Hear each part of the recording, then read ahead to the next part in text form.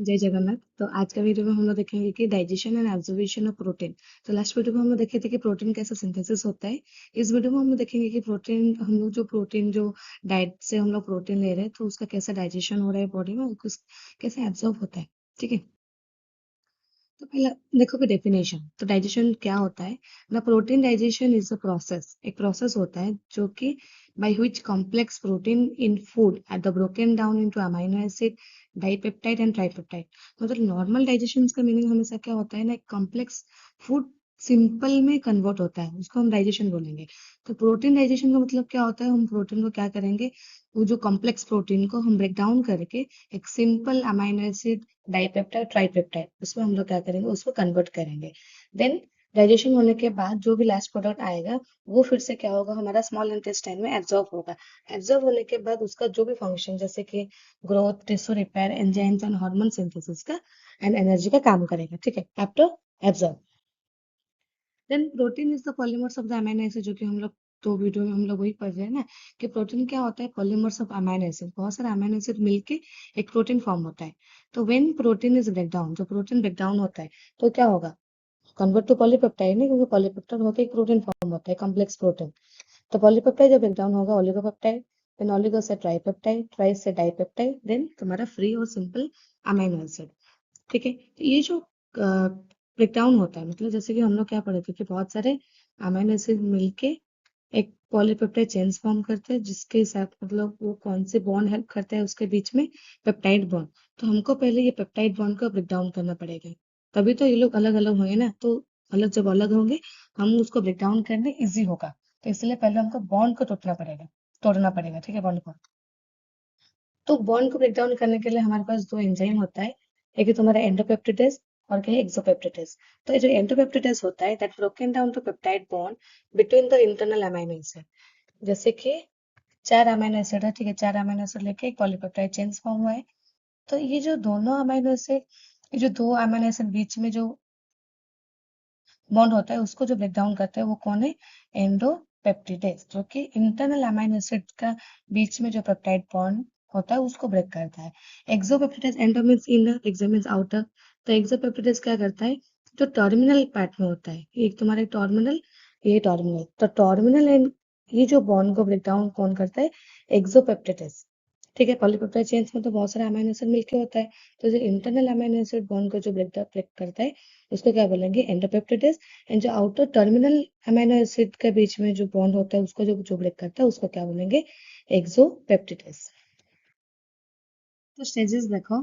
तो स्टेजेस में मतलब कौन से स्टेजेस में प्रोटीन का क्या डाइजेशन होता है उसको हम देखेंगे। तो पहला होता है माउथ, क्योंकि हम लोग जो भी डाइट से या फूड से जो प्रोटीन हम लोग ले रहे हैं तो माउथ से ही ले रहे हैं ना। तो माउथ में डाइजेशन होता है नहीं होता है उसको देखो कि no chemical digestion of protein occurs. Proteins को डाइजेस्ट करने के लिए जो केमिकल है, जो एंजाइम चाहिए, वो माउथ में एब्सेंट होता है, मतलब माउथ में प्रेजेंट नहीं होता है। माउथ में सिर्फ क्या होता है, सलाइवा, जो कि जो भी हम लोग फूड खाएंगे वो फूड हमारा सलाइवा के साथ मिक्स होगा, लेकिन उसके पास कोई भी प्रोटीन डाइजेस्टिंग एंजाइम्स नहीं है। इसलिए माउथ में नो डाइजेशन, प्रोटीन का कोई डाइजेशन से नहीं होता है। ठीक है। देन स्टोमक के बाद किसके पास जाएगा, स्टोमक, मतलब सॉरी, माउथ के पास किसके पास जाएगा, स्टोमक। तो स्टोमक के अंदर क्या होता है, HCl होता है, जो हाइड्रोक्लोरिक एसिड होता है। देखो, gastric gland secret the hydrochloric acid and pepsinogen.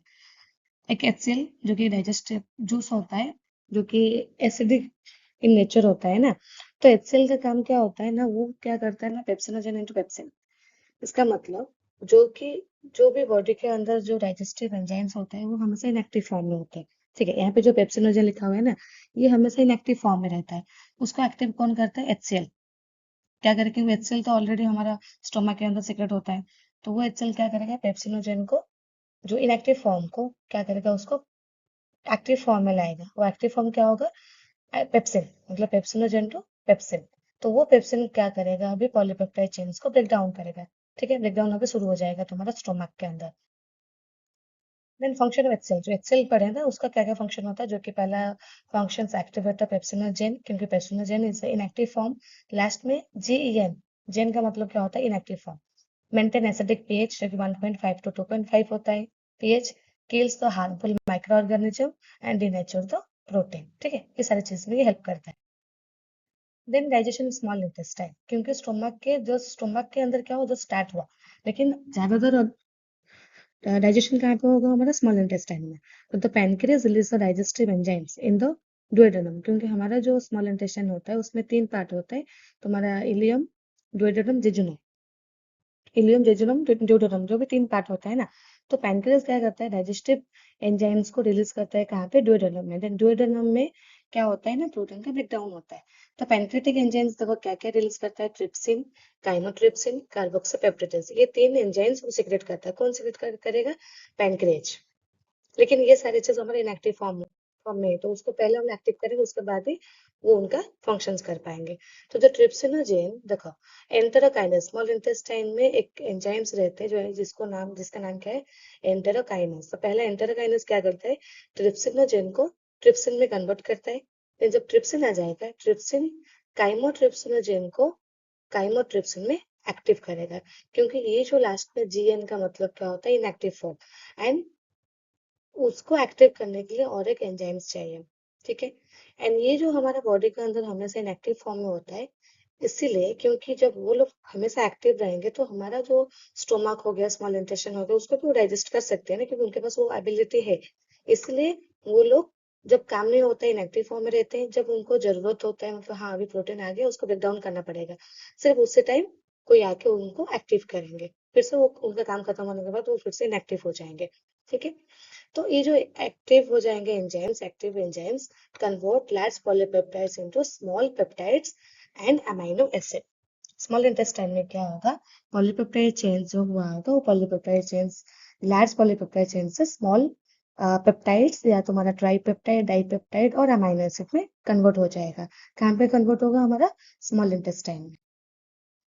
तो फाइनलाइजेशन अभी कहाँ पे होगा, ब्रस्ट बॉर्डर में। जो ब्रस्ट बॉर्डर होता है ना, जो इंटेस्टाइन का लाइनिंग में ब्रस्ट बॉर्डर होता है, उसमें भी बहुत सारे एंजाइम्स होते हैं, जैसे कि अमीनो पेप्टिडेज, डाइपेप्टिडेज, ट्राइपेप्टिडेज। इसका मतलब ये होता है कि अमीनो पेप्टिडेज मतलब जो अमीनो एसिड के बीच में जो पेप्टाइड बॉन्ड होता है उसको ब्रेक डाउन करेगा। डाइपेप्टाइड मतलब दो अमीनो एसिड के बीच में जो पेप्टाइड बॉन्ड होता है उसको ब्रेक डाउन करेगा। ट्राइपेप्टिड मतलब 3 अमीनो एसिड के बीच में जो पेप्टाइड बॉन्ड होता है उसको क्या करेगा, वो भी ब्रेक करेगा। तो पूरा ब्रेक होने के बाद फाइनली हमको क्या मिलेगा, फ्री अमीनो एसिड। ये हमारा last product of protein digestion का लास्ट प्रोडक्ट में हमको क्या क्या मिलेगा, फ्री अमीनो एसिड। लेकिन कुछ कुछ ऐसा भी होता है ना कि डाइपेप्टाइड ट्राइपेप्टाइड में भी रह जाता है, वो कंप्लीटली डाइजेशन नहीं हो पाता है, ठीक है। तो हमको फ्री अमीनो एसिड भी मिल सकता है, डाइपेप्टाइड भी मिल सकता है, ट्राइपेप्टाइड भी मिल सकता है। कब मिलेगा, आफ्टर डाइजेशन ऑफ प्रोटीन। तो जो प्रोटीन डाइजेशन क्यों होता है, उसका इंपोर्टेंस क्या है, देखो। Provide amino acid for growth and tissue repair, help synthesis enzyme, hormone and antibodies, maintain muscles mass, support normal body metabolism, and excess amino acid can be used for energy. मतलब protein का जो भी normal functions होते हैं ना, जब तक वो डाइजेशन होके अमीनो एसिड में कन्वर्ट नहीं हुआ है, वो उसका फंक्शन नहीं कर पाएगा। इसीलिए उसको हम क्या करते हैं, डाइजेशन करते हैं, मतलब कॉम्प्लेक्स से सिंपल या तुम्हारा प्रोटीन से अमीनो एसिड को कन्वर्ट करते हैं। फिर बॉडी में क्या होगा, अमीनो एसिड से फिर से प्रोटीन का फॉर्म हो जाएगा। डाइजेशन हो गया। डाइजेशन होने के बाद अभी एब्जॉर्ब कैसे होगा प्रोटीन, देखो। Protein absorption is the process by which final product of protein of digestion, protein digestion के लास्ट में जो फाइनल प्रोडक्ट मिला है, जैसे कि अमीनो एसिड मिल सकता है, डाइपेप्टाइड एंड ट्राइपेप्टाइड, वो अभी क्या होगा, एब्जॉर्ब होगा from the small intestine into blood stream. Small intestine में एब्जॉर्ब होगा, देन स्मॉल इंटेस्टाइन से किसके पास जाएगा, ब्लड स्ट्रीम के पास। देन ब्लड स्ट्रीम किसके पास भेजेगा, लिवर। देन लिवर जो बॉडी टिश्यूज को चाहिए वो बॉडी टिश्यूज के पास ट्रांसपोर्ट कर देगा, ठीक है। तो प्रोसेस, प्रोटीन कैसे एब्जॉर्ब होता है, पहला प्रोसेस साइट ऑफ एब्जॉर्बेशन। कौन से साइट में एब्जॉर्ब होता है, देखो। Protein absorption mainly occur in the jejunum and ileum. Duodenum में क्या हुआ था, डाइजेशन हुआ। जो स्मॉल इंटेस्टाइन में 3 पार्ट है ना, डेडुनम, जेजुनम, इलियम। तो डेडुनम में हमारा क्या हुआ, डाइजेस्ट हुआ। बाकी जो दो बच गया, जो कि जेजुनम एंड इलियम, ये दोनों में क्या होता है, प्रोटीन एब्जॉर्ब होता है। कंफ्यूज मत हो ना। हमारा जो स्मॉल इंटेस्टाइन ड्यूडेनम होता है, ड्यूडेनम में क्या होगा, प्रोटीन डाइजेशन होगा। जेजुनम एंड इलियम में प्रोटीन, जो कि उसका फाइनल प्रोडक्ट जो आ जाता है आफ्टर डाइजेशन, वो एब्जॉर्ब होगा। कहाँ पे एब्जॉर्ब होगा, द इनर सरफेस। जो जेजुनम एंड इलियम होता है, वो उसका इनर सरफेस में क्या होता है, विलियन माइक्रोविल। क्या होता है, villi and microvilli, which release the surface area for the absorption. Villi and microvilli में क्या होता है, प्रोटीन अभी एब्जॉर्ब होगा, ठीक है। देन कैसा एब्जॉर्ब होता है देखो, अमाइनो एसिड एंड एब्जॉर्ब, जो भी फ्री अमाइनो एसिड, हमारे पास तीन फाइनल प्रोडक्ट मिला ना, कि एक free amino acid, dipeptide, tripeptide. तो जो फ्री अमाइनो एसिड होगा वो पहले एब्जॉर्ब होगा by active transport with the help of sodium.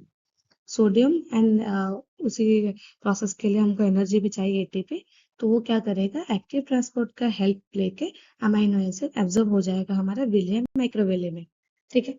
बाकी जो हमारा बाकी जो हमारा बच गया कि तुम्हारा डाइपेप्टाइड ट्राइपेप्टाइड, वो कैसा होता है एब्जॉर्ब देखो। Dipeptide and tripeptide enter intestinal cell through the special transport protein. Free amino acid जो था वो हमारा जो सोडियम ट्रांसपोर्ट होता है ना, वो उसको एब्जॉर्ब कर लेगा। लेकिन जो डाइपेप्टाइड एंड ट्राइपेप्टाइड, वो तो अभी भी थोड़ा थोड़ा सा कॉम्प्लेक्स हुआ है ना, पूरा सिंपल नहीं हुए। तो उनको कौन ट्रांसपोर्ट करके लेके जाएगा इंटेस्टिनल सेल में, स्पेशल ट्रांसपोर्ट प्रोटीन। करने के बाद जो हमारा इंटेस्टिनल सेल्स के अंदर ये तुम्हारा डाइपेप्टाइड एंड ट्राइपेप्टाइड फिर से कन्वर्ट होगा फ्री अमीनो एसिड में, तभी वो कंप्लीटली एब्जॉर्ब हो पाएंगे, ठीक है। वो हो गया। उसके बाद क्या होगा देखो, अमीनो एसिड इंटेस्टिनल सेल से रिमूव होकर जाके ब्लड कैपिलरी के साथ मिलेगी, ठीक है। They are carried to the liver through the hepatic portal vein. देखो, फ्री अमीनो एसिड जो होगा वो डायरेक्टली तुम्हारा एब्जॉर्ब हो जाएगा। लेकिन जो डाइपेप्टाइड ट्राइपेप्टाइड होता है, उसको पहले एक स्पेशल ट्रांसपोर्ट प्रोटीन मतलब होता है जो कि इंटेस्टिनल सेल्स के पास उसको लेके जाएगा।